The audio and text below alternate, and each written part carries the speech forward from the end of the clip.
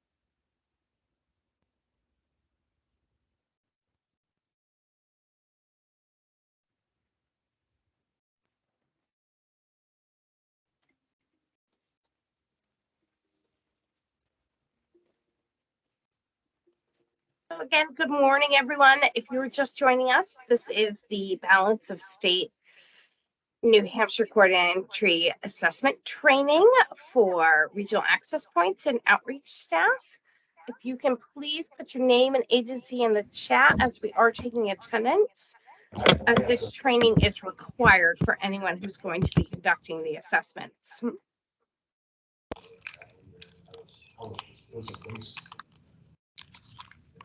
You don't know what to do. You're just tired because you just don't know what to do with your time because, well, all my time was. If you could please mute yourselves.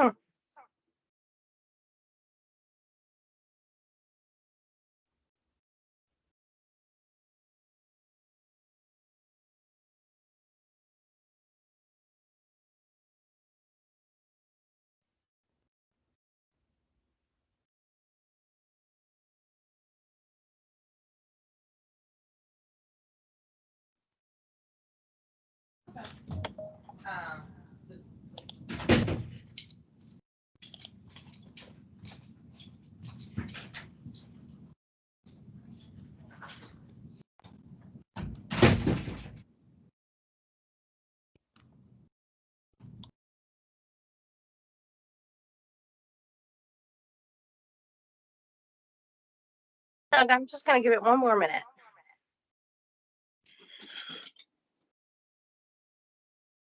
That sounds good. I'll let you kick us off and when you're ready.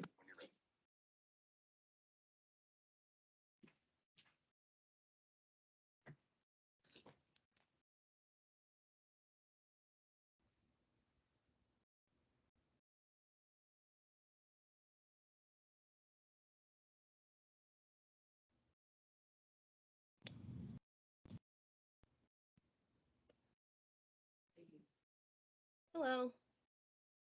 Hello.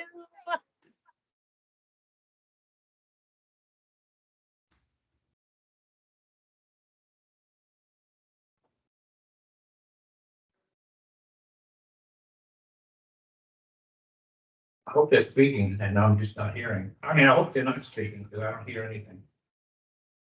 Can you hear me now? Can you hear now? I don't hear anything. Nothing? Are they talking? No, right now, Christie just did say, can you hear me now? Let me say something. Issues with sound. All right, Naomi, can you hear me? Anything? Christie, it's Angie. I can hear you. But I don't see any. I'm not hearing. I can hear you. Yeah, I hear you just fine.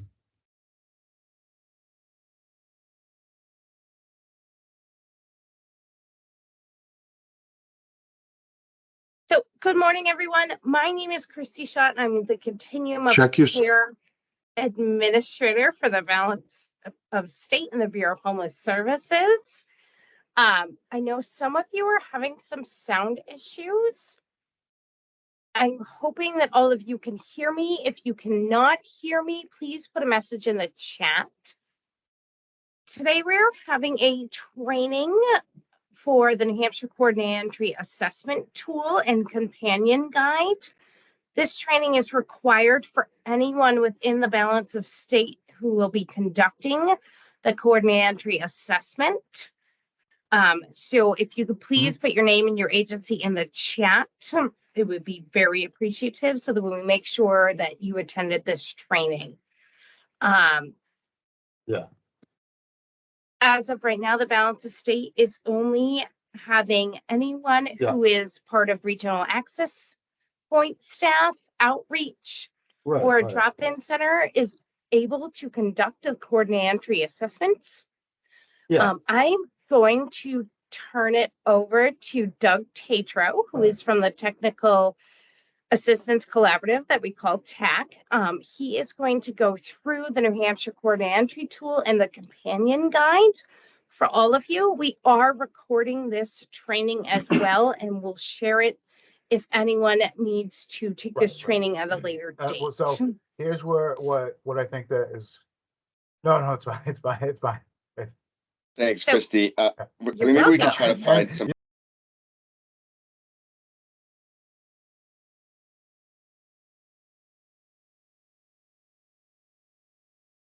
All right. Christy, I think you muted everybody and now I'm back. Can you hear me?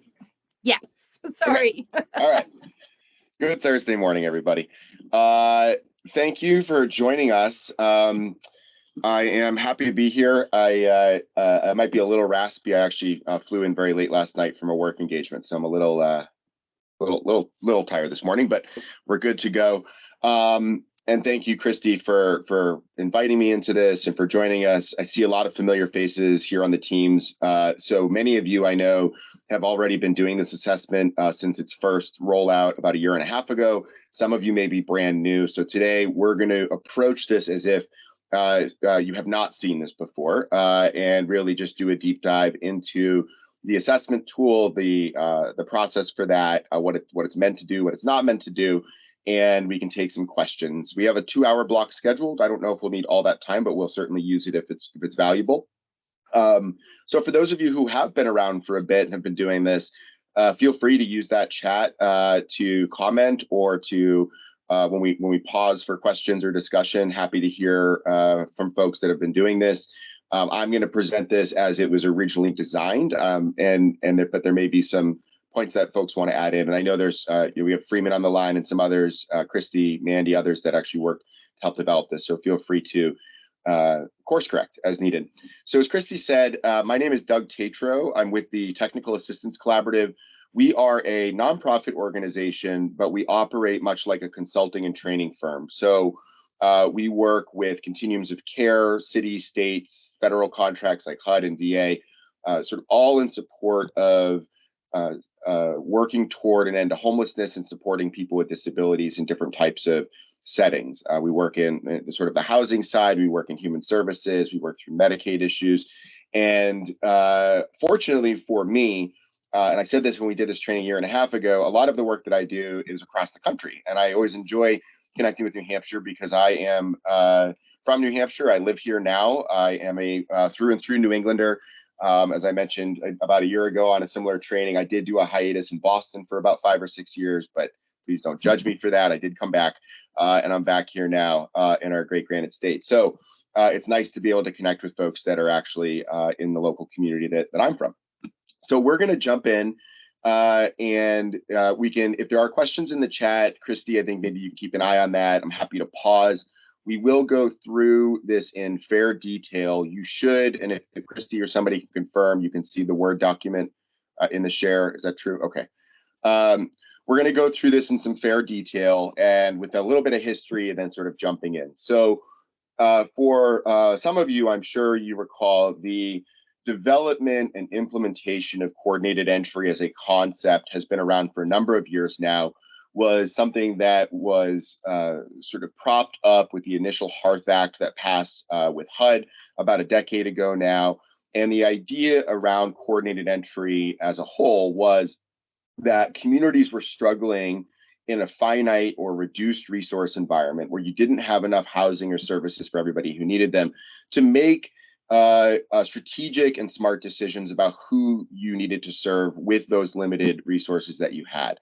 And years ago, and I'm sure in many places still, we had a first come, first serve mentality. So if the first person who showed up at the door or the person who was able to knock on the right door would receive a service or a housing intervention, when there may be other folks in the community that had greater vulnerability or were going to have a more difficult time accessing housing absent our assistance. But we didn't know that because it was a kind of that first come, first serve, or if you walk in the right door type of system. So coordinated entry as a concept is meant to kind of bind that together and put some coherency around how we make decisions with the resources that we have. Here in New Hampshire and in Manchester and in nearly every community that I work in or that I engage with, there are more people who need help than we have help to offer. And that is a deeply unfortunate reality. There are a lot of reasons that we could go into on why that's true. That's not the purpose of today's conversation, but there are, this is a constant struggle. And now we've seen this further exacerbated by the pandemic and the resulting rent increases that we're seeing all across the country, where we're just seeing these dramatic changes in the housing market. We're seeing greater levels of vulnerability here in New Hampshire. We know that we continue to have an opioid crisis as well that is far and above many other states. So there's a lot of compounding factors that lead us to a situation where we have to make difficult decisions about where we put our resources. So as a concept, coordinated entry tries to do that. Part of what a coordinated entry system does is tries to understand the needs of the folks in the community that are either housing insecure or are currently literally homeless, and try to make decisions about where we can put those housing resources. And one tool, one component of that process is this coordinated entry assessment tool. One thing that I'm going to say up front, and I'll say it again, is that this is not meant to be read to clients. This is not meant to be a checklist form that is used the minute somebody walks in our door for the first time. This is not meant to be the only decision-making tool or the only avenue that we have to try to support people and trying to find an alternative to being homeless or on the streets. This is one component of a larger system. It is one component of a larger decision-making structure, and it is limited in its scope of when it's supposed to be applied and for whom it is going to be applied with. So one of the things that we will talk about kind of throughout this training, but it's almost its own discussion itself, is that in many communities for a number of years now, there's been a lot of assessing to nothing, where when HUD came out with guidance around coordinated entry and quote unquote standardized assessment tools, there was this notion that everybody had to go through a long form assessment. Previously for your COC, throughout the balance of state, it was the VI-SPDAT. Then you transitioned into the COVID assessment, which really focused on health areas of health concern that were exacerbated by COVID for people who were outside or in shelter. And coming out of all of that, we learned a lot from the VI-SPDAT. There was a lot of challenges with that tool. We've also learned over time that there are inherent inequities in how that tool manifests into recommendations for housing.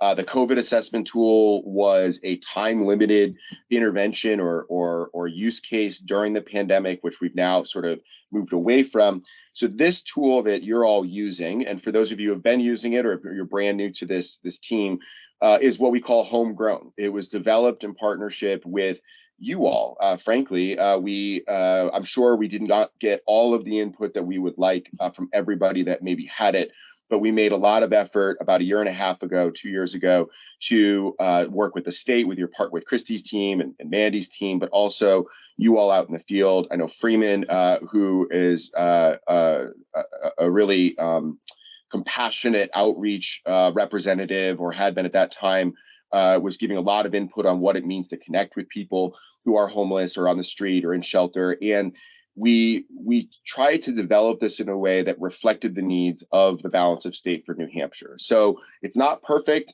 we will admit, but it is something that is reflective of your community's input, your community's priorities, and some of the resources that you have available.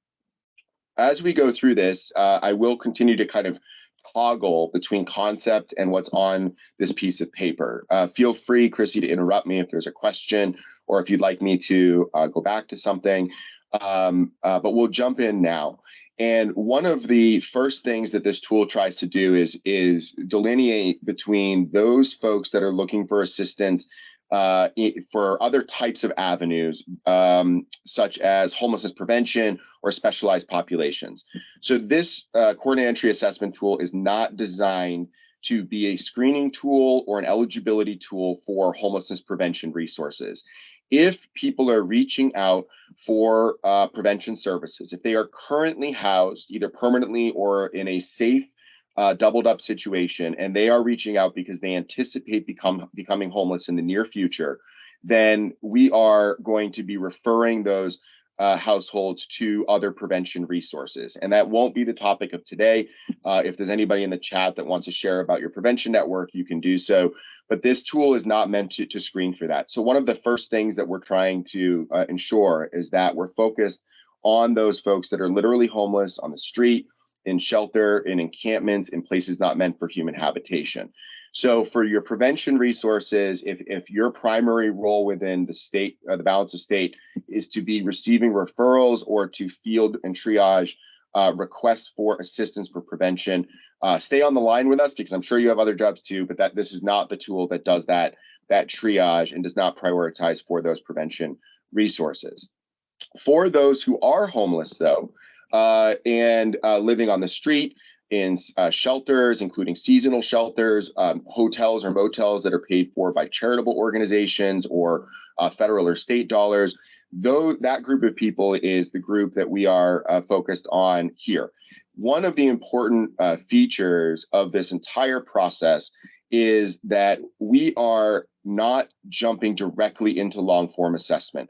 We have learned throughout the country, and we've done a lot of work on this, and I know there's a lot of people on this line who have worked on this in recent years, that there are a good portion of individuals and families who become homeless or otherwise are going to lose housing, that with a lighter touch diversion intervention, we can have a chance at trying to get them back into a safe living situation without having to sort of prime and prompt them into a longer term waiting period for deeper homeless assistance that may never come for them.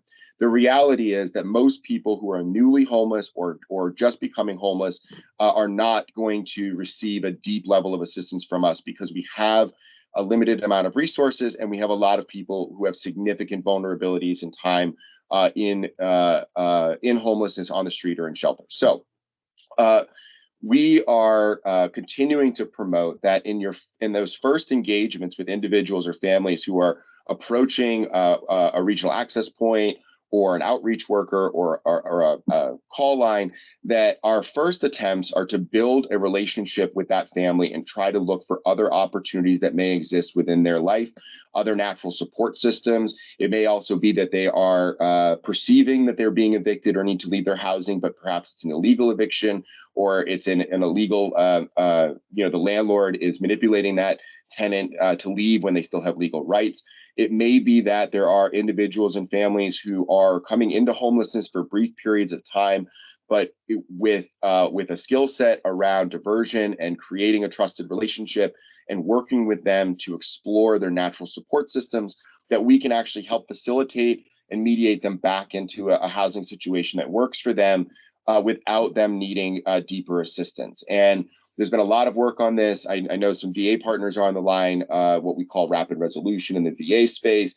In the HUD space, we call it housing problem solving. But the idea is always the same, that right in the early part of somebody's homeless crisis or housing crisis, there's often opportunity to work with that individual or that household to try to find another viable option that doesn't require a deeper level of assistance that, again, we may not have to offer, or if we have to offer it, it may be quite some time before we get there. So we are looking at a window of time where, for folks that are newly coming into our system, we are giving it a couple of weeks, right? Here you can see on the screen within 14 days.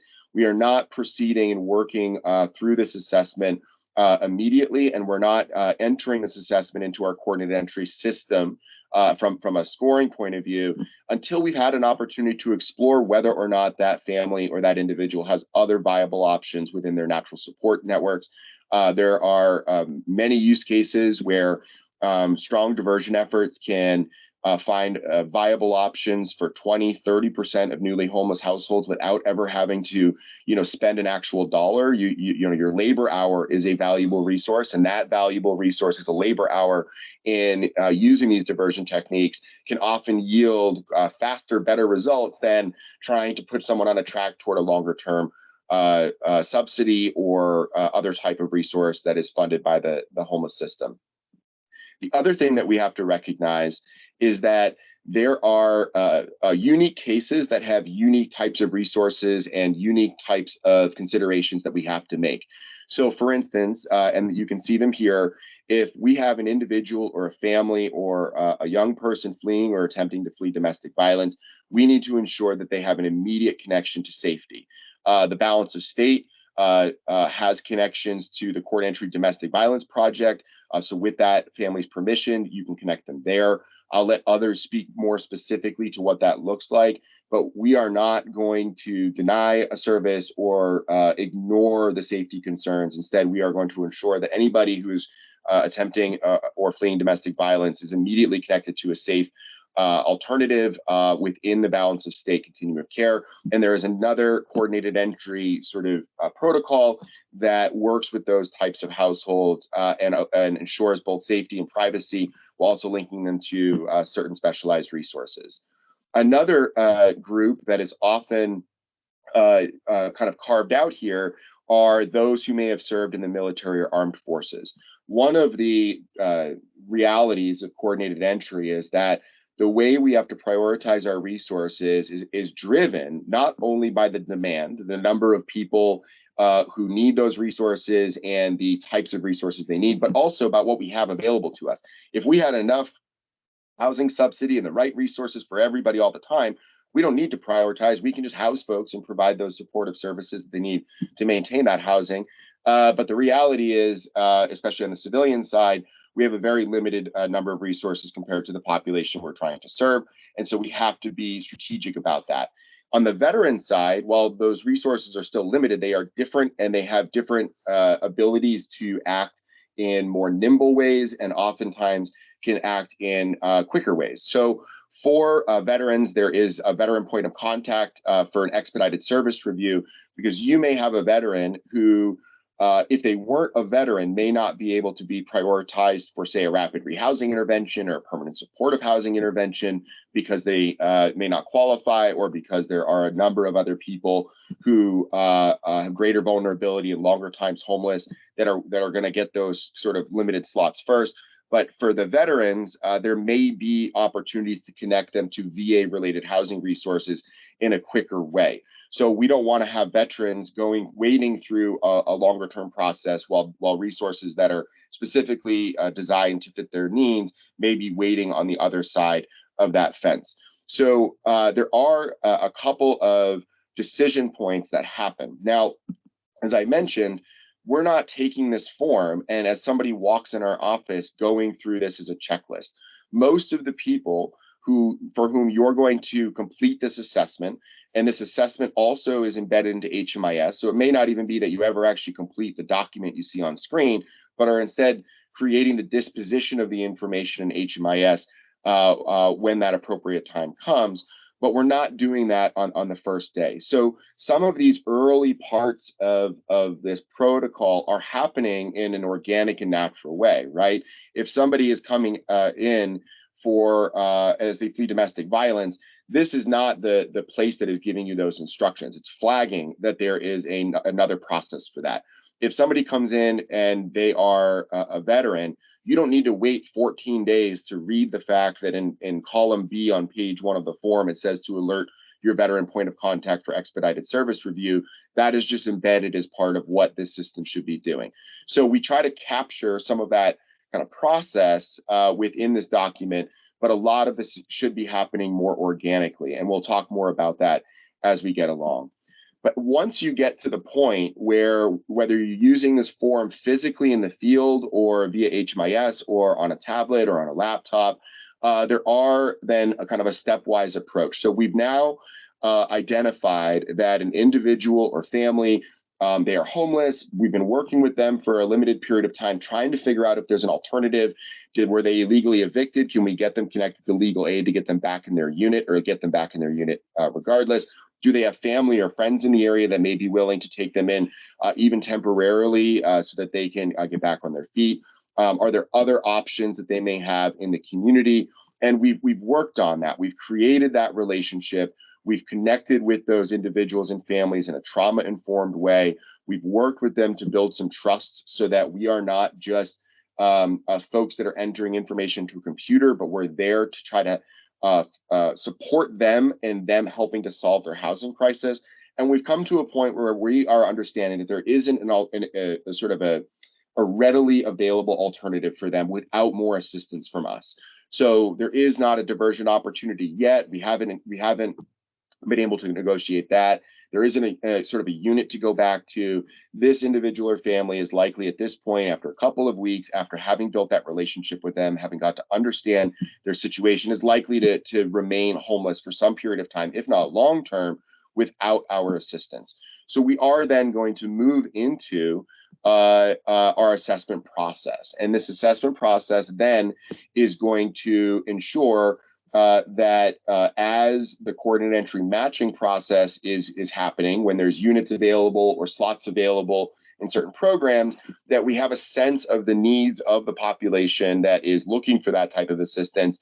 And through that and through case conferencing and other types of prioritization protocol, making those smart but difficult decisions on who might get that one slot that's available at this time. So we have some basic information that is collected. Most of these folks are likely going to already at least be in HMIS, in the coordinated entry project in HMIS. Many of you, and I'll let others speak to the exact expectations around HMIS data entry for coordinated entry, but your coordinated entry project in HMIS is that basic data collection should be happening at the point when you first engage or soon after first engaging with somebody who is reaching out for help or is homeless. That creates their HMIS ID. So because we're not doing this long form assessment for some period of time, these individuals and families are likely you would have already added them into the HMIS system, at least with their basic data elements, so that they're sort of in the known universe of individuals or families seeking help. If they're not already in HMIS, there is a protocol to add them in there. But we're going to collect basic information about the assessment, who's doing this assessment, or at least doing the disposition of that. And by that, I mean entering information that you have either asked the client directly or that you've gathered from the relationship that you've built with the client. That's that disposition of some of these different elements. So we have our assessment type. Did you meet with them on the phone, virtually, in person? Who is the person doing that? If there's a referral that was made that's different from you who's doing it. If they have a dedicated advocate or somebody who identifies as their advocate, the client's name, date of birth, the HMIS ID if it exists, and some other basic information. Moving on, the first next set of elements is trying to get a sense of where people would want to live should we be able to offer them housing assistance in the near to medium term. So the balance of state, as we all know, we're a little state, but the balance of state is a big space. And there are very significant differences between different parts of the balance of state in terms of geography, in terms of where people want to live, where they may have connections. If you're up in the North Country versus the Seacoast, those are very different parts of the state. So we do want to make sure we're getting a sense of the choices that these households would prefer should we have housing available for them. And that is true of everything we do. I will continue to soapbox a little bit here outside of the assessment tool that all of our services, all of the housing opportunities that we're able to offer people, all of the service plans and support systems that we're trying to put around people really need to be based on their choices. They need to be delivered equitably. They need to respect the fact that these individuals and families are the driver of their housing plan, and we are helping them navigate that. So this is one of the first places where we try to begin to infuse choice. And this infusion of choice comes back to us on the other side of the equation when we try to do matching. So what we do here is we're trying to understand what are the top two areas of the state that this client or household or family is wanting to live in or move to or stay in. If there are families who either do not have a preference or there are more than two counties or COCs that folks identify as where they want to go or where they're willing to relocate to if needed, then we would check statewide. So we only have the ability really to track two at a time in terms of specific counties or COC areas. If there's a client that says, I'll go anywhere, I just don't want to be homeless anymore, or, you know, I'm really comfortable kind of throughout the state, depending on what's available to us, then you would check statewide. And that's an indicator at the matching process that client. Just because someone infers a preference here does not mean that that is going to limit their options down the road. It also doesn't mean that they must take an available housing option that's provided or offered to them within one of their counties or cities of choice. It just gives us an indication of generally where this family, where this individual is wanting or needing to live. Hopefully we're building relationships so that we actually have a sense of why that's true as well. It may be that it's because of somebody's job. It may be because of somebody's family network or their medical network. It may just be because that's the part of the state they want to live. And that kind of communication, that way in which we navigate those types of choices that clients are making or preferences that they're providing to us can be worked through in case conferencing in some of the matching process. But we want some basic indication of where they may want to live, should we be able to provide a resource to them. And this is also really helpful when we get into sort of rapid rehousing models that have more flexibility in terms of unit location and things like that. We also have these required HMIS data elements. I am not going to get into this. As I mentioned before, many folks, by the time you get to completing this assessment, or whether again on paper or an HMIS system, by the time you get there, they should already be in HMIS. If not, this is the basic enrollment into HMIS under the Court of Entry project that you would do.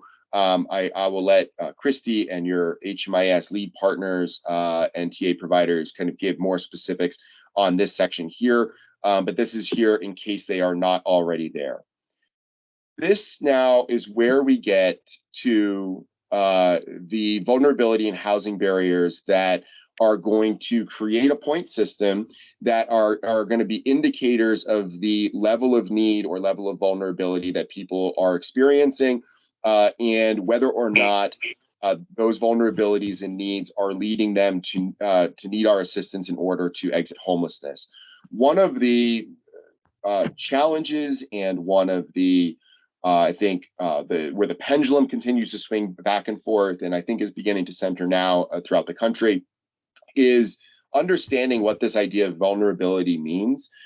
In the initial phases of coordinated entry in the earlier years, it really relied on sort of medical frailty, mental health frailty, things like that. And we didn't put as much attention into things like housing barriers. So not only does someone have a medical or mental health issue, but that mental health issue or medical issue is actually keeping them from becoming rehoused on their own. Or not only does somebody have a physical disability, but that physical disability is directly related to their inability to gain access to housing.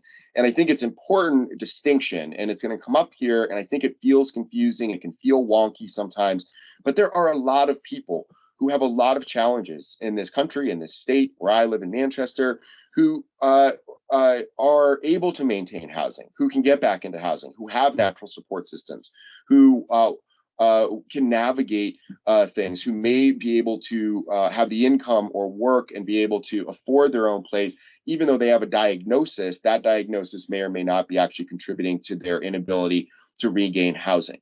So we make some of these distinctions, and we try to balance within this next set of questions, which I'm going to go over in detail, vulnerability from that sort of medical and clinical side, to housing barriers. What are things that will make it more difficult for them to navigate the housing market, including things that landlords will find out about them that are going to make it more difficult for the landlord to agree to rent to them. And also, how do we ensure that all of that is coming together in an equitable way? One of the things that we saw with the VI SPDAT was that people of color were disproportionately not being prioritized for resources.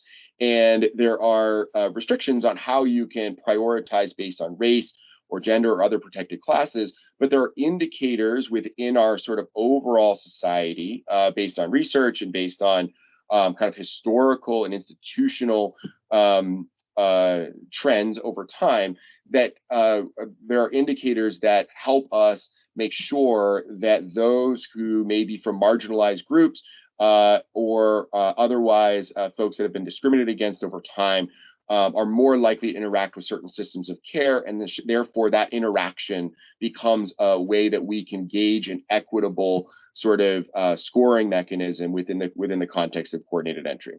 So I said a lot of stuff, and I'm going to continue to say a lot of stuff. We have a lot of time here, so I'm going to go through this in detail. Christy, I'm not looking at the chat. Feel free to stop me. We're going to go through this in detail, and then we're going to pause, and we will open it up, and there will be plenty of time for questions, discussions, feedback loop from folks who have been doing this for a while as well. So our first question, and you'll see that each of these is a point value, and there's information on the right-hand side that also is giving you a little bit of companion guide notes. There's a companion guide we'll review in a few minutes as well. And on those companion guide notes, it is also trying to not only define the question that's being answered, but also call out when it's likely you're already going to know this information without needing this form. By the time you get to a point where you're identifying in question 1A whether or not somebody is unsheltered or whether they're staying in a seasonal shelter, warming center, or hotel or motel, you already know that. You don't need to go back to Doug, who's living in an encampment, and say, "Hey, Doug, I see you're living in this encampment. Can you tell me you're living in the encampment so I can check this box?" Right? This is common sense, but frankly, we work with a lot of COCs where people feel like they have to read these questions verbatim in order to make this disposition, and that's not the case. So our first housing barrier and vulnerability kind of value is focused on their sheltered situation. So in this first question, we're trying to identify those folks who are unsheltered, including those in encampments, vehicles, tents, or places not meant for human habitation. And if they are in that type of situation, there's a 5-point they're getting 5 points. If they are staying in a seasonal shelter, warming center, or hotel or motel paid for by a charitable organization, and once that program exhausts its resources, or if that seasonal shelter closes, this individual or family anticipates returning to a place not meant for human habitation. There's not going to be another safe shelter option for them. They're going to receive 4 points there, and additional points in 1B if they're fleeing domestic violence.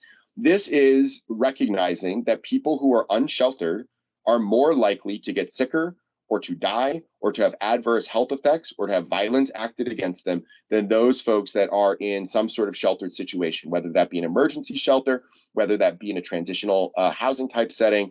We are focusing our attention on those people who are most likely to have the most adverse impacts on their health, on their mental health, on their housing situation, based on the type of situation they are in homelessness. And we are adding point value to those who are unsheltered or likely to be unsheltered again soon when the warming center or a seasonal shelter closes, on April 15th or whatever the timing is in some of our communities here in the state of New Hampshire.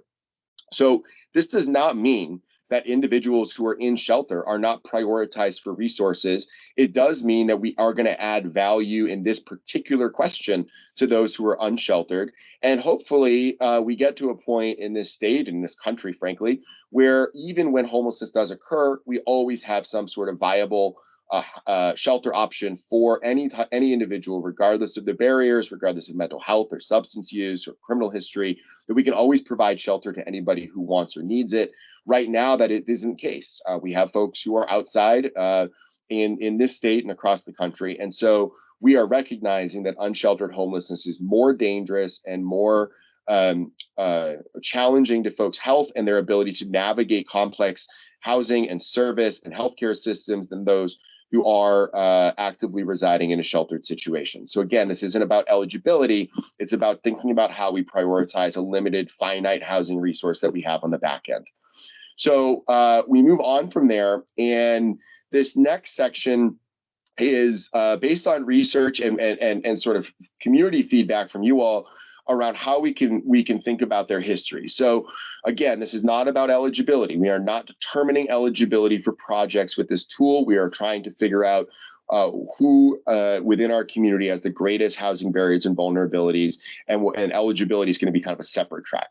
So history of homelessness, one of the really only indicators from a general population point of view that somebody will likely become homeless is if they've been homeless before.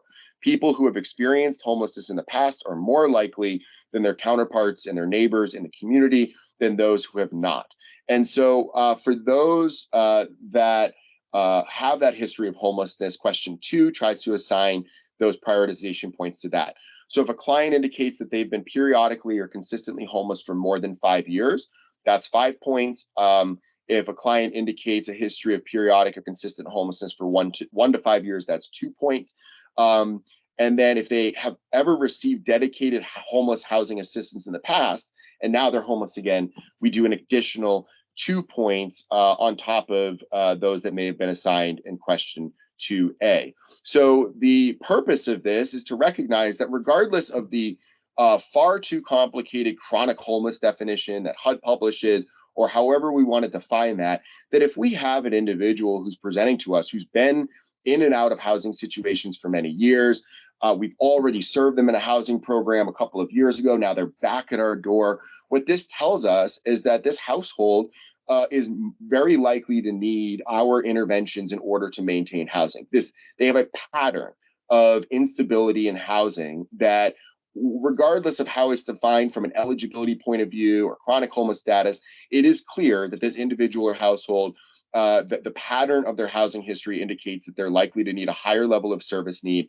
and a higher level of intervention from us in order to regain housing and maintain that housing once regained. In particular, question 2B, if we've already provided housing assistance at some point in the past, and now this individual or family is coming back for housing assistance again, that's an indicator that we need to look at the service package that they had been engaged in before and likely make adjustments, if we can, to what we're able to offer this time, or to think about how we can overcome some of those barriers or help that household overcome those barriers down the road. So again, not on eligibility, but that history of homelessness, an indicator of long-term instability, is therefore an indicator to us that they are likely to need our assistance to get out of homelessness or to not re-experience homelessness again once they regain their housing, and that requires our support. Moving on, we continue to look at this sort of housing instability history. This is also an area where we start to fold in some of our equity indicators. So, excuse me. It is true that people of color in particular are evicted at higher rates in this country for the same or less severe infractions by landlords than their white counterparts. That is a fact. Whether or not that the proportionality or the percentage, ratios in the state of New Hampshire, I don't know that, but the broader research nationally says that And we know that there's inequities in the eviction process. And so that combined with the fact that landlords look for evictions, we know that somebody who has a recent or multiple evictions within their lifetime or within the timeframes that we'll go over here in a second are not only more likely to be people of color or from marginalized groups, but they are also more likely to be screened out of a housing application if they're trying to rent an apartment on their own or working with a landlord to try to get into a unit on their own. Given, especially now, the incredibly tight housing market, not even thinking about affordability for a minute, just the rapidity, how quickly people are getting the check in the hand of a landlord for their security deposit to retain that unit. Anybody with evictions on their record in the vast majority of places right now are going to have a harder time getting into housing on their own without our assistance. And frankly, this is a whole other training thing, but without our ability to be really good at landlord relationship management and trying to negotiate the use of units for people that landlords otherwise may not want to rent to. So for anyone with more than one eviction on record in the last 7 years, so multiple evictions, we have 3 points. If there's one eviction on their record, again, this is on their record. This is self-reported. You don't need to go into public record to figure this out. So there are judgment calls here. But if someone says they've been evicted a couple of times in the last 7 years, that would be 3 points. One eviction, 2. And then we have an additional question, an additional thing. If there's an eviction on the record in the last year, so an eviction from 5 years ago is easier to explain and maybe less likely for a landlord to be alerted to than an eviction just 6 months ago, 3 months ago, 7 months ago. That is clearly going to be a more challenging negotiation process to get into a unit if somebody has a very recent eviction. So again, you don't need to go on public record. This is part of the way that we're building relationships with people to understand their housing history, understand their housing desires, understanding their service needs and desires, and trying to bring that together in a way that is sort of coherent in how we prioritize. The one other thing I want to mention about this is again, for those of you who have seen me on these screens over the years, I tend to soapbox here and there. It's really important for all of you who are doing housing work when we talk about evictions to then take that step when there is that referral enrollment and work with the client or the individual or the household to understand if they are reporting to you that they have 2 evictions in the last 5 years. It's really important to have ways to determine if that's really true. A lot of people think they've been evicted before, but haven't. Other people don't think they've been evicted before, but they have because they left the unit and they assumed everything was fine, or a landlord said, I'm evicting you, and they left the unit, but the landlord never went through with the eviction. There's always confusion about this. There's always confusion about how that public record is, communicated and how landlords get to that. So that's a whole nother conversation, but just to say that we don't need to be verifying all of this when we are doing this sort of assessment, but it is eviction records in particular and criminal histories in particular are really important things to dig into as you're doing your housing work on the other side of the equation, so that you could be best prepared to help people navigate those questions and that screening process with landlords in the community, whether it's a permanent supportive housing kind of tenant-based unit, whether it's a rapid rehousing unit, whether it is just trying to join people up for shared housing. That's really important information to know. Next, we're going to continue, again, thinking about not just sort of medical vulnerability, but who is most likely to remain homeless and have detrimental effects because of that homelessness without our assistance. This next section in 4 is income. This is based on AMI, and your AMI rates are in that link there that you can see on the right-hand side. For people with no income, we do 3 points. Below 30% of AMI is 2, and anyone between 30 and 50 is 1 point. And so most households will get a point here unless they're above 50% AMI. And consistent income was a big discussion point that we had when we were coming up with this assessment tool, and a lot of feedback from you all. And there's some more definition to that in the companion guide. But this, again, is working with folks to understand what's realistic about their income. So if somebody is on SSI or SSDI or has some sort of other sort of pension things like that, or they have a job they've had for a long time, they're still in deep poverty, but they are working actively, and that feels shored up, then that might be considered consistent. If you have clients that are kind of in and out of employment situations, or they have other types of means for securing income, but it's inconsistent, it's not something that we can bank on for at least the medium term. We don't anticipate this to be a stable income situation. Perhaps it's even a brand new job, but there's no assurity, or perhaps it's a very brief seasonal employment situation that does not have something coming after. And it also could be other types of income that may be, from illicit activities, right? When we do case planning, we talk about the honest budget, right? And income may come from a lot of places that we wish it didn't, but it does. But this is an area where you can, understanding that individual or household's needs and what their income situation looks like, kind of make that judgment. Again, we're not looking at eligibility. So you don't need to document all of their income for the disposition of this particular information on this particular form. We will need to be more concrete about what counts as income when it comes to documenting income for HMIS purposes and for for any sort of rent calculations, all that other program stuff. But for our purposes, we just want to get a general sense. How deep is the poverty involved here? And that gives us an indicator for whether or not that household is likely to be able to exit homelessness on their own. The next section, this section is new and new in this tool, and it is, frankly, I want to just commend the state of New Hampshire for including this section. This section is not only a housing barrier section, but it really is looking at how we can make sure that our services are equitable. A lot of the different categories here, not so much registered sex offender, but criminal history, discharges from jail or prison, juvenile justice involvement, current service leads. If you were with child and youth services as a kid, or coming out of foster care, a lot of these systems, these institutions within our society are disproportionately affecting people of color and other marginalized groups. So again, not all of them, but we know, for instance, our criminal justice system has inequities within it. So if we know that, and we also know that our foster care system has inequities. So in knowing those things, and knowing that not only are those institutions and systems more likely to be disproportionately utilized by people of color and other marginalized groups, we also know that involvement within these systems of care are likely to create deeper traumas in people's lives and likely to create greater instability in people's lives. We assign point values of prioritization for those folks who have been involved in these different systems of care. So registered sex offenders, kind of a different category within the context of this particular box, but it's here.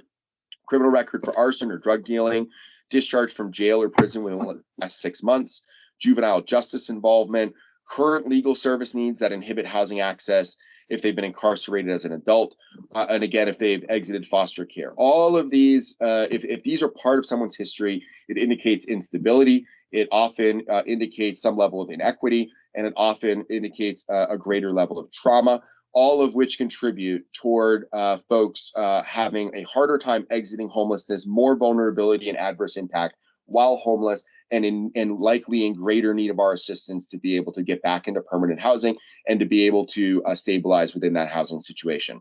So number 5, it is sort of check all that apply, right? So there might be folks who have interacted in a number of ways. Maybe you have somebody who was discharged from foster care, was then incarcerated at 19 years old, is coming out of that, and they currently still have legal service needs that have been unaddressed based on that incarceration or something else, another infraction that has happened, right? There's combinations that may be true here that are indicators that we need to put some more priority, more attention into this person's housing pathway than maybe somebody who hasn't interacted with those. We also want to look at household composition. This one blends both sort of medical or personal frailty or risk along with housing access barriers. So if somebody is currently pregnant or a single parent with a minor household, or where a household includes a child who requires significant care. These are the indicators from sort of a health risk and adverse risk perspective. There's actually some really interesting research, and I'm not going to quote it because I don't understand it well enough, but children born into homelessness have far greater rates of challenges in school, have far greater rates of future incarceration as adults, have far greater rates of becoming homeless or remaining in poverty as adults. So, and then you look at the risk factor of a mother who is pregnant or an expectant mother who is pregnant, and what that means when they're in a sheltered or unsheltered situation where they don't have a permanent housing option that they're able to live in, right? A place they can be, which also likely means that they're less connected to their healthcare support networks that they may need for that pregnancy. They may be less connected to medications they may need for that pregnancy. They may just be less connected to the ability to rest their feet in that pregnancy, whatever that may be. So we add points for folks that are currently pregnant, where there's children involved, or where there's children in particular with significant needs. And then that last bullet here is households that need 3 or more bedrooms due to family size. The reason this is here is less about health risk and more about the fact that it's really hard to find a 3 or 4 bedroom unit in the community for a large family. And it is less likely that that family is going to be able to find a unit that meets the size needs of their family without some sort of help. Compounded by the fact that if they are homeless, they are also likely to be in deep poverty. Those units are much more expensive. You may be needing to look at single family home rentals. You may be looking sort of in more creative ways, landlords that you haven't worked with necessarily as often, because some landlords more gravitate toward 1 or 2 bedroom type units, but this particular household needs 4 bedrooms or 3 bedrooms. Those are more difficult to find. Therefore, it becomes more difficult for folks to find them on their own without our help. So we do add points due to family size. That's also, some of these are also really important case conferencing discussions and problem solving discussions with your colleagues when you have households that have specialized unit types, things like pets, things like multiple children, things where you need an accessible unit, right? They may not be, whether or not they translate to a vulnerability score. These are areas that often require coordination amongst partners and landlords to figure out what unit might fit those needs. Continuing on, and I will stop when we get through all of these questions, I promise. We are then going to look at health. These are partly based on research, partly based on risk, partly based on our judgment as a community when we design this. But we have a check-all that applies. So if somebody's been hospitalized 3 or more times in the last 12 months, clearly that household or individual is in need of a greater level of support. Clearly, they have deeper health related issues that are likely to lead to dramatically adverse impacts when they are experiencing homelessness, particularly if they're unsheltered, but even in a sheltered situation. You also have points for folks where they're being homeless or experiencing homelessness. Their living situation is not conducive to medication. Really good example of this is folks that are on insulin or using insulin or need insulin, and they need refrigeration. And now they are living in their car or whatnot, and they don't have access to the proper storage of their medication or the ability to properly use their medication. They may need, again, I mentioned this a moment ago, physical health conditions that need specialized housing types. Folks that have who have mobility issues or disabilities, who need some sort of specialized housing. That would add points there as well. Again, recognizing not only is that a health related indicator for somebody's vulnerability and risk while unsheltered or in a sheltered situation, but also it leads into greater barrier in them being able to access a limited pool of units that may be out in the community that can accommodate that health related housing need. And if they've been hospitalized in the past 30 days, again, an indicator of significant health challenges that are likely to be exacerbated and increased mortality when experiencing homelessness. We also look at safety. I want to be really careful, and I want to defer again to some of our partners that I know are on the line that work with victims of domestic violence or those fleeing domestic violence. There are protocol for ensuring that people who are in unsafe situations where there's partner violence or other violence within a given household or someone's life, that there are protocol and there are safe ways in which our systems can try to respond to that. This is not meant to be that disposition or to capture that protocol. This is meant to look at kind of a broader definition of violence and whether or not there are risk factors associated with that. So if somebody has experienced violence, and often we would see this on the street, this also tends to gravitate more toward females who are inherently less safe on the streets and in shelter situations, and particularly in the unsheltered situations. But if they've experienced violence in the last 90 days, if they're at risk of trafficking or exploitation, or if they owe some money or are debt that may result in harm. So if somebody has a gambling debt or a drug debt or whatever it may be, and they are disclosing that they're worried about that they may be harmed because of it, those are these points. These are all very sensitive, right? So throughout this discussion or more of a presentation, we'll get to a discussion. I just want to continue to reiterate that we're not trying to go through this checklist to just ask folks, are you at risk of trafficking and exploitation? Do you owe anybody money that's going to try to beat you up? Those are not the trauma-informed ways that we approach this type of a dialogue. What we're trying to do, and as regional access points, part of your job should be and is to develop relationships and rapport with people where you're able to build trust and understand some of these areas of concern as part of your natural ability to connect with human beings. Everybody on this line, nobody's doing this to get rich. You're all on this line because you want to help, because it is a travesty. It is unacceptable that in the United States of America, we have people living on our streets, but it is the reality. And so you're connecting with people in a way that brings empathy, that brings care, that understands trauma, that appreciates the unique assets and opportunities and strengths that every person brings to the table, even those who may feel like they're in the most dire situation and likely are in their life. But when we get to these sensitive questions, you may need to ask some of this. But again, we don't want to be just going through a checklist, asking these questions absent that relationship, absent that trust, and just trying to get the paperwork done so that we can get them into the court entry process. These can be very delicate and sensitive areas for people. All of these can be. And there is a whole body of training and research, and I bet many of you on the line could probably train me on some of it around trauma-informed approaches, around housing problem solving, around engagement strategies and strength-based approaches to that. That is not this training, but we have to continue to remind ourselves that these are human beings and that the information we're collecting is sensitive, it is challenging, it is information we would not want to disclose to somebody that we didn't trust. So we can't expect people to disclose it to us unless and until we're able to build their trust. And that also includes some of these health conditions, these safety risk factors, things like that. Finally, we have a couple more sections.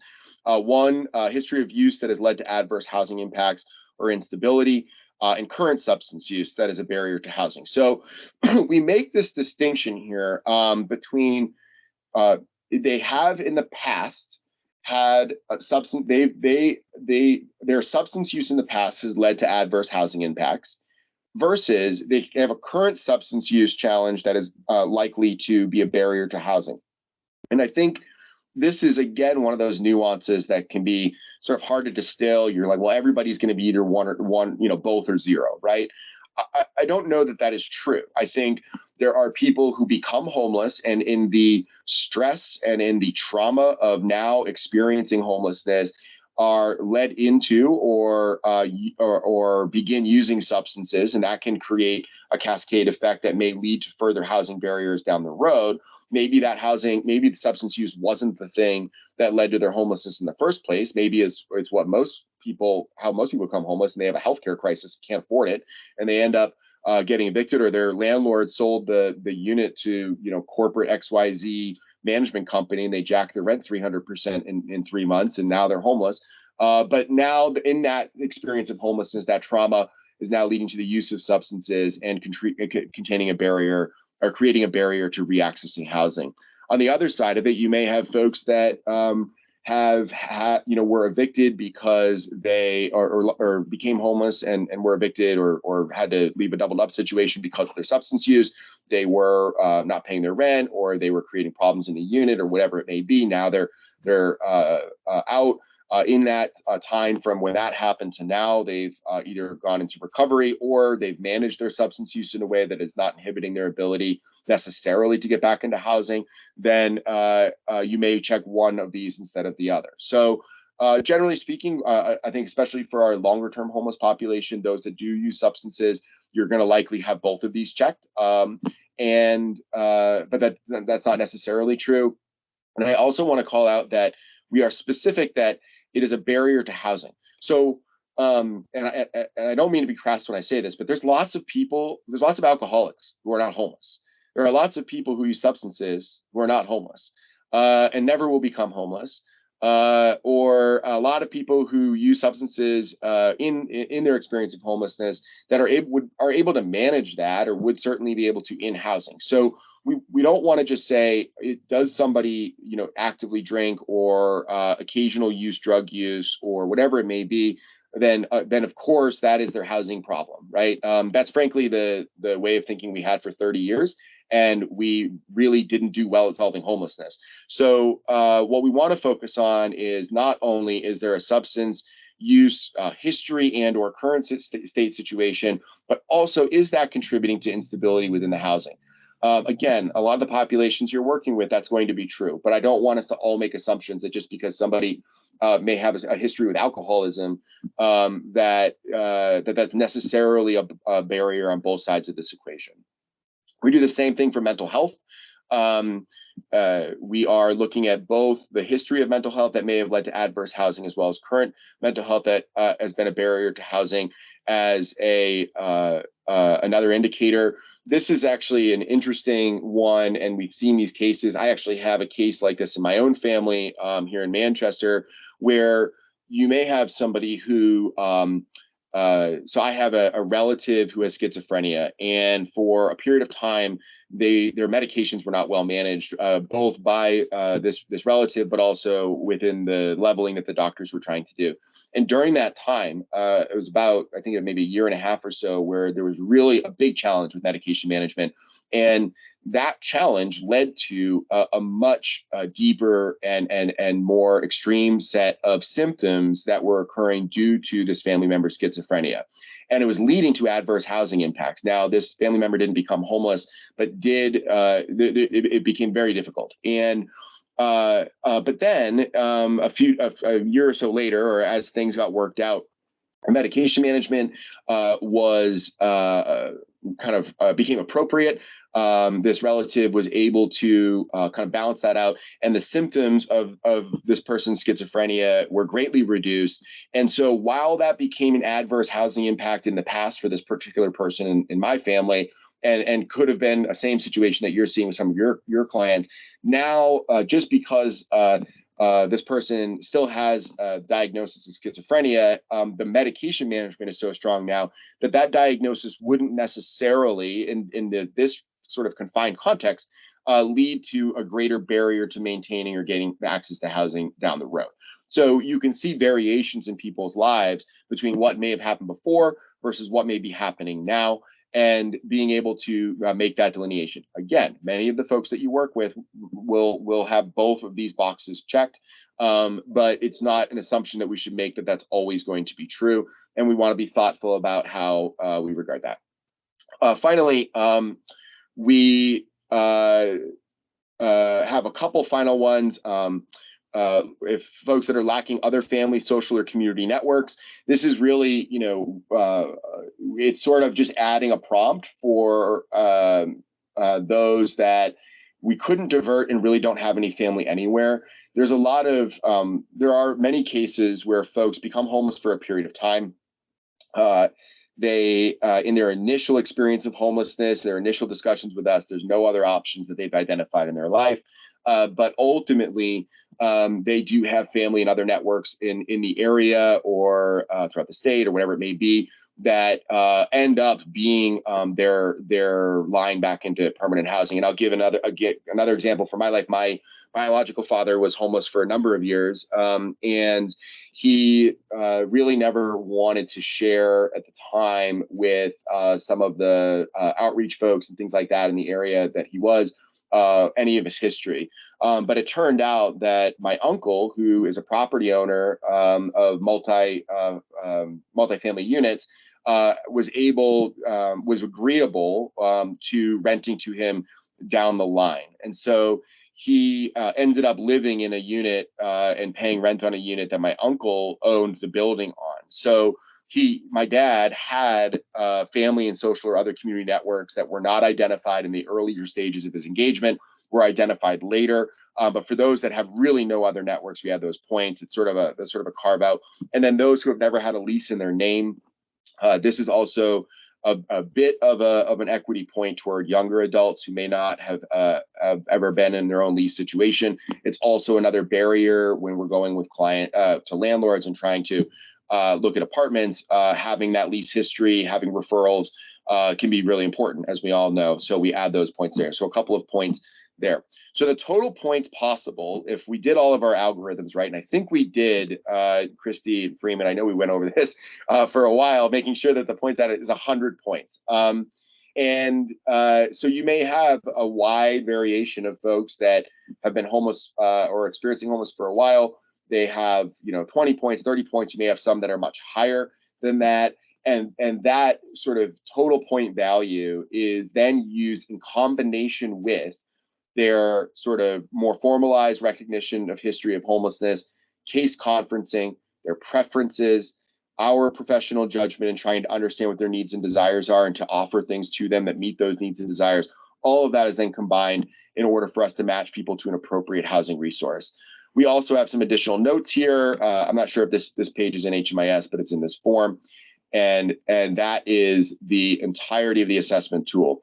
I'm going to go to one other document briefly, then I am going to stop and we can open it up for any discussion, or if there are points that Christy, you'd like me to reiterate and or go over again. I just want to show the companion guide for a moment, and I'm going to find it. Okay. So this is the Coordinated Entry Assessment Tool Companion Guide. This was created in conjunction with the tool that we just went over. And what you'll see is it tries to do a lot of what I just did in writing, right? So you all could have skipped this last hour and 15 minutes and just read this perhaps, but this guide is really meant to be something that everybody should read, even if you've attended this training. And it is meant to explain the assessment tool, what it is and what it is not. It also explains the balance of states. Yeah, make this bigger. I think that'll be easier. Your overall prioritization policies, particularly for permanent supportive housing, but also for any rapid rehousing that you may have out there, tiebreaker conditions, the basic core principles of coordinated entry that HUD has included, which also includes that commitment to housing first and client choice and trauma-informed care. We talk a little bit in this companion guide about expectations of assessors, which includes not only the ability to sort of conduct this assessment, but also, and I apologize, I think my version of Word is kind of making some of the formatting wonky, but there's a better version of this. Not only, do you know how to use the assessment, but do you understand the overall system, court entry system? I think that training in diversion and housing problem solving and in strength-based engagement strategies should be a required prerequisite for anybody doing any type of work like this. So if you have newer staff that, even if they've got a history working in this space, or maybe they don't, really encourage that. But we talk about that here and how, this tool is meant to be enveloped into kind of a broader paradigm, a broader approach to how we work with human beings and in what is likely to be the worst day, worst month, worst year of their life, and how we can support our neighbors, not only, again, with the sort of historical way of let's get your data, let's get you a bed and put you on a list. How can we be creative in thinking about what are the real alternatives? As I mentioned at the top of the call, a lot of people who need our help will never get our help in terms of like a subsidy or a deep service package. So we have to think about how to be creative, and these problem solving strategies can do that. We were working with some providers in another state recently who folded in to their kind of diversion work a roommate matching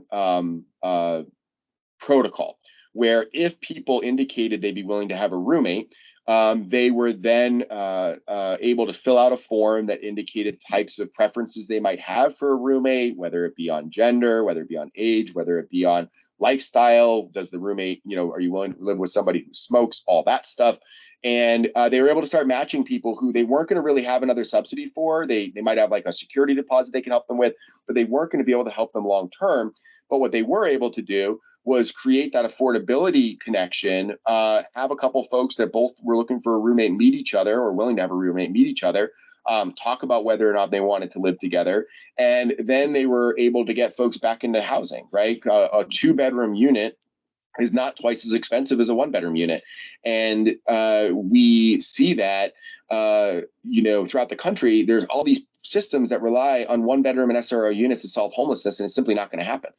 We need to be exploring roommate situations. And for some of the folks that you all are encountering, even on the prevention side, for individuals in particular, a roommate may be the only viable option for them to get back into permanent housing. It may not be the thing they love, but it might be their only viable option for housing. So the point of all of that is some of the points here in the companion guide get into the tool, but also some of the key training aspects, the ability to be working with people, core competencies, as you can see here, in terms of that rapport building, that active listening, that engagement.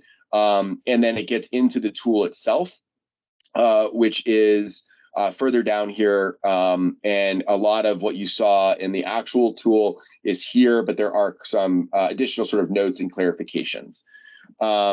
So we won't go through all those again because I just went over those for the last hour, but I just wanted to highlight that you have the assessment tool, which is a paper document that can also be done virtually, that is also embedded into HMIS.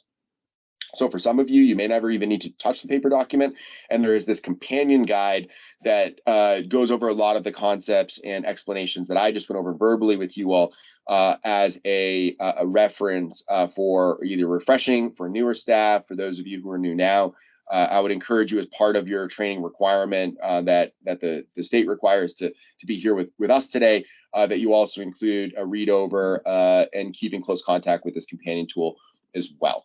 So with that, I know that was a lot. I've been going on for over an hour now, but we wanted to make sure that we had that in-depth review.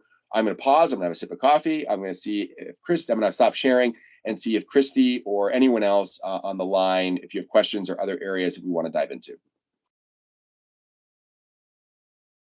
So thank you so much, Doug, for going through this. I know a lot of you went through this training previously back last year when we first introduced this tool.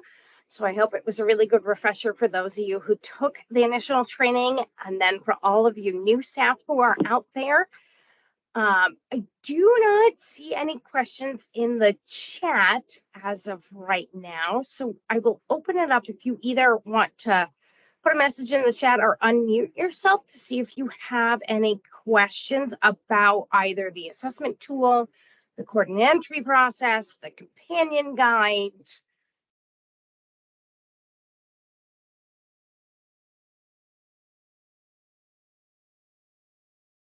All quiet today. I do recognize that many of you have gone through this with us before, so totally understand. Hey everybody, Doug, really good to see you, man. It's Freeman. Thanks Hey, for the Freeman. kind words earlier. That meant a lot. So at any rate, I'm ashamed to admit I just noticed my companion guide is the last one you sent me, Doug, from 2022. Christy, are you able to send me an updated companion guide? I was looking at the dates on mine and I was like, that's old. Yes, I will send out the most recent version of the assessment tool, which is in HMIS, and the companion guide to all of you who attended this training today. I also want to give all of you a heads up. The three continuums of care have been working together to ensure that the appropriate agencies and the staff members have access to the coordinated entry project in HMIS. And part of having access to the coordinated entry project in HMIS is taking this training. That's why I kept kind of hounding on all of you to put your name and agency in the chat, because you do need to take this training in order to be able to access the coordinated entry project in HMIS. We will download all the attendance, and I will make sure and reach out to those people who have not attended to see if we can get them trained. I do see one question in the chat, Doug. What are some good questions or talking points to help determine if a participant is at risk of violence? Yeah. Yeah, I saw that too. There's some other questions that look like they were been generally answered. I'd actually like to open that to the group. I know we have some folks on the line that work directly with people who are at risk or have had violence committed against them. And I'd like to defer to that expertise. And James, we do see your hand up. We'll get to you in a moment. But folks on the line, when we talk about that risk of violence, anyone have input on how you might approach those conversations? What are some ways that you might be able to get to that with folks that are in that crisis?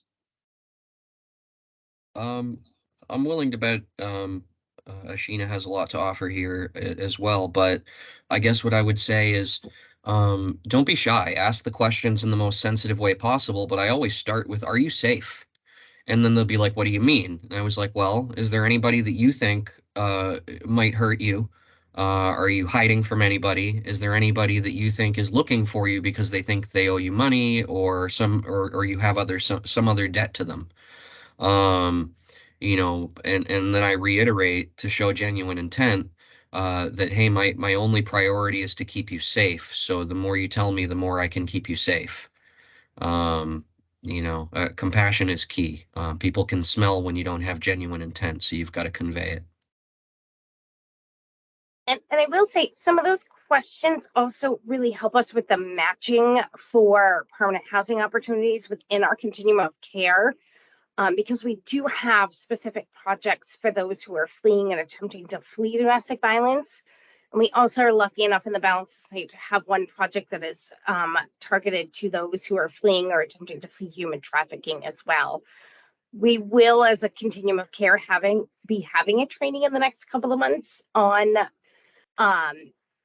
domestic violence and human trafficking for all of you. So that news will be coming out soon, but they will be able to help you, the coalition and our local human trafficking agency, kind of walk through some of those questions and what you can ask and what signs or other things that you can look for that may indicate that someone is at risk of violence. That's great. Thanks, Christy and Freeman. James, you had your hand up there for a couple of minutes. We'll see if you want to come off mute. Hi, Jim Doherty, Southwestern Community Services. I was just wondering, I saw somewhere in the training in the income section, I talked about AMI, area median income, and I thought that what I saw was that it was based on 3 counties close to you, or the closest 3 counties to you, and it looked like that area median income line was clickable, like that was going to go to that was a link, and I just wondered, is that what does that go to? Does that go to this, you know, the closest, like how does it get me that? Does it get me the 3 closest counties, you know? Yeah, so the link brings you, and Christy, feel free to jump in. The link brings you to HUD's publication of the AMI limits, like their full national website, and from there you distill into the AMIs relevant to your geography. So the AMIs are updated every year, but they're always on the same landing page. So that link should work like 22 to 23, 23 to 24, even as the AMIs are updated by HUD, if that makes sense. Okay, thanks. Thank you. And Jim, this is also oh, go ahead, Christy. Jim, it's also part of, it's a little bit separate, but when we actually enroll someone in a permanent housing project, we look at the 30% AMI as well through the rental calculation tool that we do. It's either 30% or 10%. So we can take a look at that. The link does bring you right to HUD's website, and it shows you right now from 2023 to 2019. 2024 has not been published yet. Okay, thanks. Angie? Um, so it's just a quick question about the roommate situation that Doug brought up. I know this is something that is talked a lot about in my department with overseeing the bridge voucher program because they they look into the roommate situation and we have had success with it with that program for the state. We actually just did our first roommate situation with a bridge voucher. So I guess my question is, we have the federal grants and, the head of household has to meet the certain criteria in order to get that voucher with CH. How would that work with our voucher? Say they go into a roommate situation with this voucher, but then it doesn't work out. And now you have one person who has a voucher and one person who doesn't and is becoming homeless. Yeah, so I'll just speak to the the federal resource piece of this a little bit, and I don't know the full details of those vouchers, but so there's different ways to think about roommates. There is kind of the way I was mentioning, which is more of like that natural link to just helping people connect to each other to look for affordable units, where like the structure and the requirements around leases and income are less relevant, right? For many of the federal programs, the challenge we have with shared housing is not only, to your point, like what happens if one person now is evicted or something, is that they often require separate leases for each of those households. So if you have so for like a rapid rehousing project, for a COC project, if any of my friends on the phone have SSVF or HUD-VASH partnerships, you have to have a separate lease for each of the qualified individuals, right? So, and their lease will be proportional to the space they occupy, but they'll each have their own independent tenancy rights. So that can be a really difficult sell for landlords. So there is a greater burden on the landlord to have that separate lease, but there's also a bit of a hedge because if one roommate is evicted or needs to leave the unit, the other person doesn't lose their housing at the same time, and you as the service provider can work to backfill with a new roommate that's appropriate and agreeable to everybody. But that can be a challenge. And actually on the VA side, what we're seeing is for anyone on the line who is an SSVF grantee, one of the new services that we can offer on the VA side is actually called landlord incentives. So we can do a cash payment to landlords to be willing to rent to veterans. And we're seeing those incentives used as a incentive to allow for those two different leases and to work through that extra burden. I don't know those vouchers very specifically, Angie, so I don't want to get too into like that compliance piece. But shared housing, I am a full-blown advocate for shared housing. I have roommates. One happens to be my wife, right? But I wouldn't live where I live if my wife and I didn't have a combined income to do that. And I think that's the reality of the world. However, I acknowledge like some of the nuances of the compliance on the particular funding source and the nuances of how you do the case management and services and keep everybody happy can be challenging. But there might be others that know on those particular vouchers if there's more detail, like from the lease piece. But it is true. You might have one person evicted and now have another person there.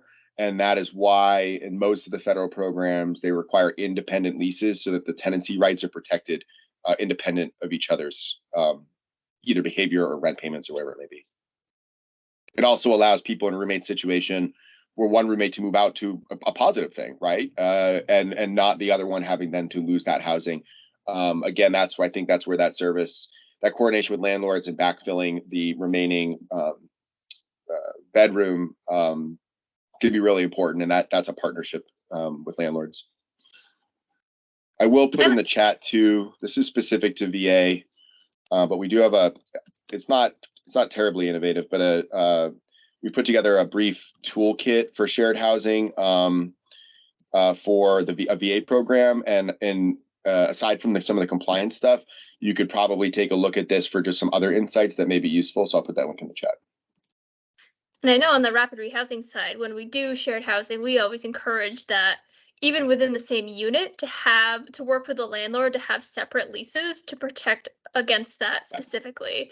And honestly, it's more of an incentive to that landlord because it's an opportunity to get additional services because each of those households now are separate and entitled to a separate amount of assistance, like a security deposit, for example. So I would work with the housing authority. I know some of those that you were talking about are also through the Bureau of Mental Health. So I think just checking in with whoever that funder is about how to structure it. And if you could do the same unit with 2 separate leases in, that would protect that individual household and then allow them to fill it in the event Yeah. someone moves out. And Mandy, And I know you focused a lot on prevention over the years. Like, I'd love to talk about, like, how do you even link your prevention resource or your prevention needs into roommate matching, right? So somebody they have a 2-bedroom unit, their roommate moved out, now their rent went up and they're calling for help because they don't know what to do. And then you've got folks in a similar situation. I mean, there's a lot of opportunity when people are willing to live together, when it's safe for them to live together, when they're supported in living together. There's a lot of opportunity there, I think. And I think it also expands the unit pool, right? And there's a lot of 2 and 3 bedroom homes and units out there that we may not utilize as a system because we're so focused on individuals in many ways that we could utilize in roommate matching. So, and I interrupted somebody. I don't know who that was. I'm sorry. It was just me. Oh, hey, I Chris. agree with both Doug and Mandy. And we have done shared housing, Angie, before in COC projects where there have been roommate situations.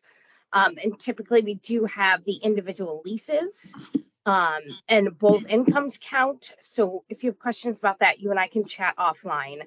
But it has been done before through the COC projects. But again, there is that concern, and we have to make sure if one roommate moves out, how do we protect the tenant rights of the person who remains?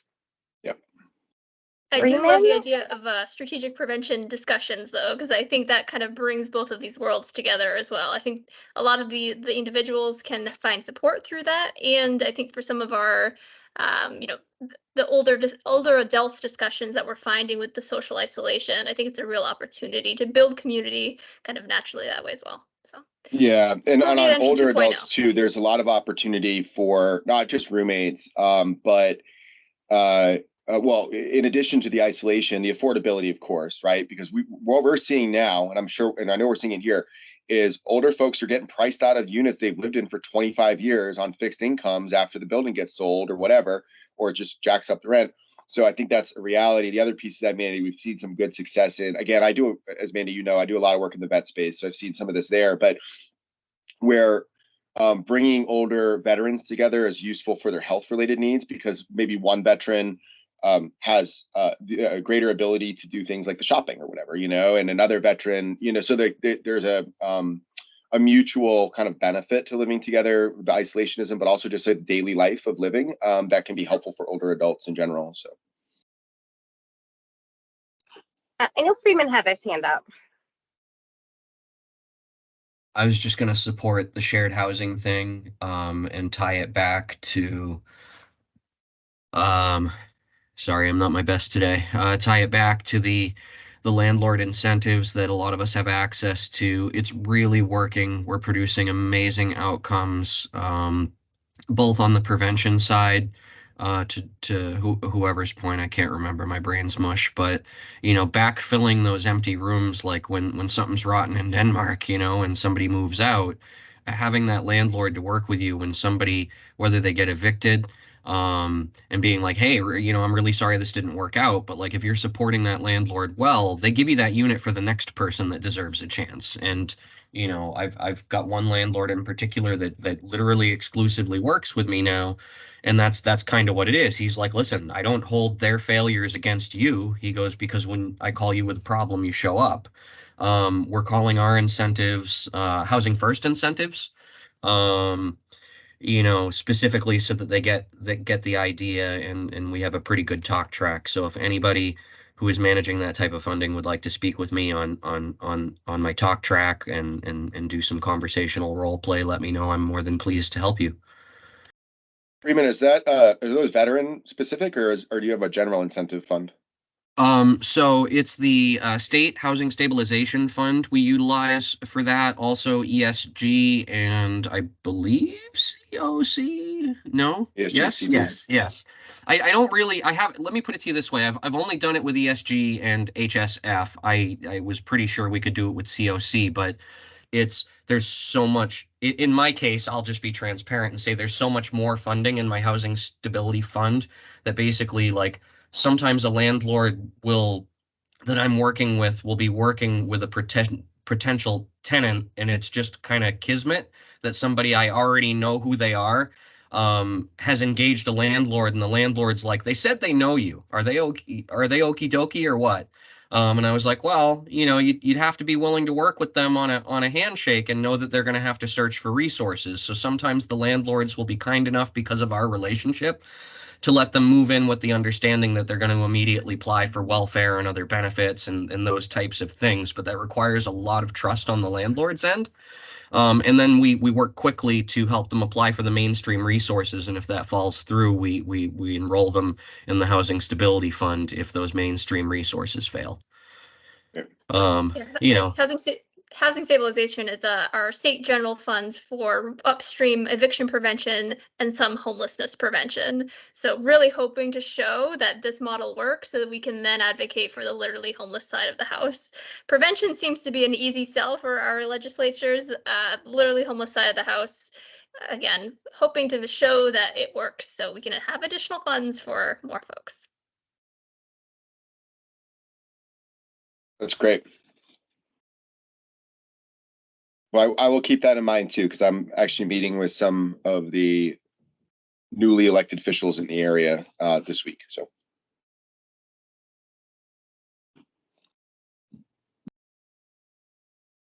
Does anyone else have any other questions?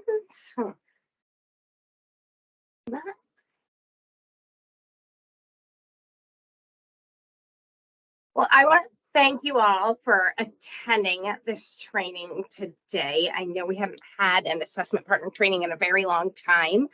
I will again send out the tool and the companion guide for all of you to have so that you can keep that in your toolbox. Again, it's in HMIS. If you have any questions about HMIS and entering the assessment, please reach out to myself and to ICA. They were on this call at some point. But we are looking forward to moving forward to have some really good solid data quality within our Gordon Entry project and serving those who are most vulnerable and getting them into permanent housing. Well, thank you, Christy. And I'm happy if folks have other questions, we can connect. Obviously, we talked about the assessment tool today, but I love talking about all sorts of other stuff too. So, but I appreciate everyone listening. I know it's been a solid 90 minutes here on a busy Thursday, but I appreciate your attention and I'm here if anyone needs me. And Christy, you and I can continue to chat on that too. And thank you so much, Doug. Doug has actually worked with the Balanced State for, I don't know, like 9-10 years now. So he knows our system. He knows New Hampshire because he lives here. So it's really good to have him as a partner in moving our Gordon Entry system forward.